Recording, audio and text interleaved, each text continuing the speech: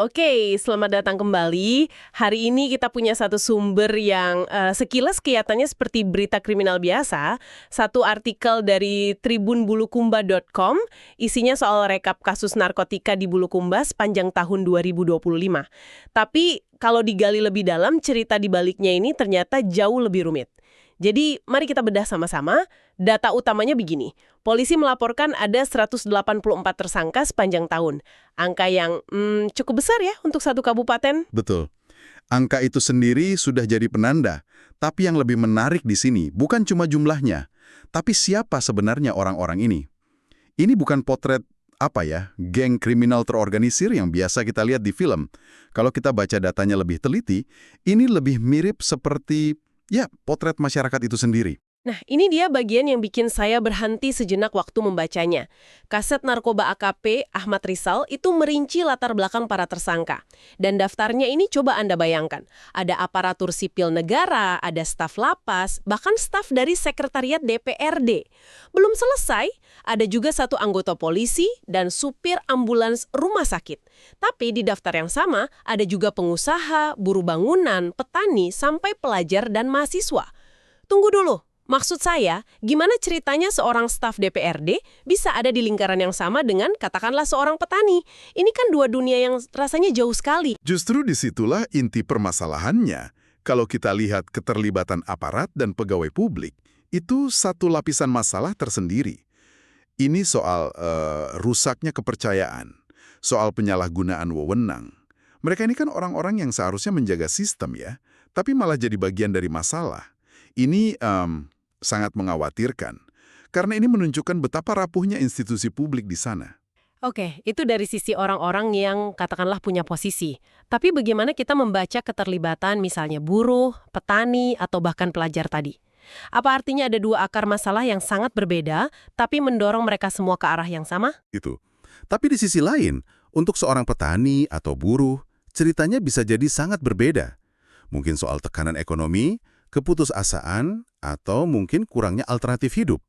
Jadi dalam satu daftar tersangka yang sama, kita mungkin sedang melihat dua tragedi yang berbeda. Tragedi moral di satu pihak dan tragedi sosial ekonomi di pihak lain. Dan jangan lupa skalanya juga. Barang buktinya itu disebut 424,03 gram sabu. Angka ini mungkin kalau didengar untuk skala nasional tidak seberapa. Tapi untuk konteks satu kabupaten, ini jumlah yang signifikan kan? Oh, sangat signifikan.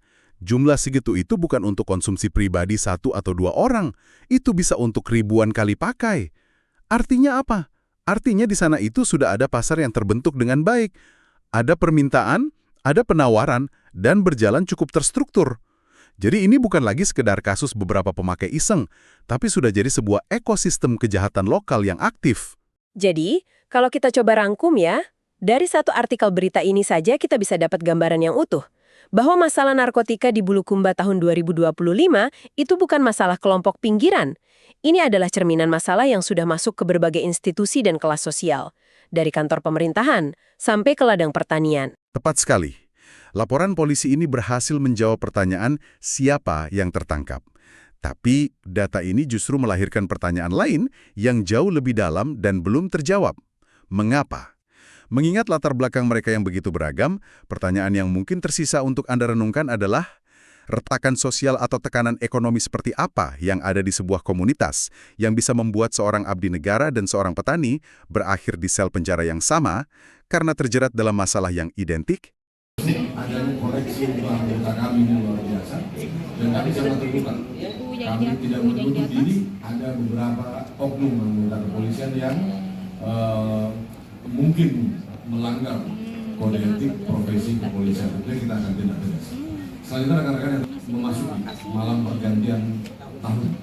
Jadi rencana kegiatan Polres beserta dengan instansi terkait lainnya besok akan dilaksanakan apel persiapan pengamanan tahun baru untuk malam pergantian tahun. Jadi setelah dilaksanakan apel pengamanan baru akan disebar ke beberapa titik yang membutuhkan, antara lain di seputaran Pantai Merpati, kemudian di lapangan Pemuda dan Bundaran, dan sebagian ada di arah ke Pantai Bira, dan beberapa titik lain yang dirasa perlu. Ini tentunya butuh bantuan dari masyarakat, partisipasi dan kesadaran kita bersama. Nanti akan disampaikan secara teknis melalui media sosial kami juga dan juga media online kami. Kita untuk konferensi terkait curanmor ya, dan mohon disampaikan juga ke teman-teman kita di luar sana tentang himbauan untuk menjaga. Selanjutnya saya serahkan ke para kasat untuk menyampaikan hasil penyidikan tindak pidana laka lantas, reskrim dan juga narkoba. Silakan disampaikan ke rekan-rekan bagaimana pengungkapan dan hasil upaya selama 2025 dan juga dibandingkan dengan tahun 2024. Bila ada pertanyaan rekan-rekan nanti bisa langsung disampaikan ke para kasatnya. Itu terhitung periode Januari sampai dengan Desember 2025. Kemudian untuk narkoba tembakau sintetis atau biasa disebut sintet itu seberat 99,1811 gram. Kemudian ganja seberat 127,8694 gram dan obat daftar G sebanyak 45 butir.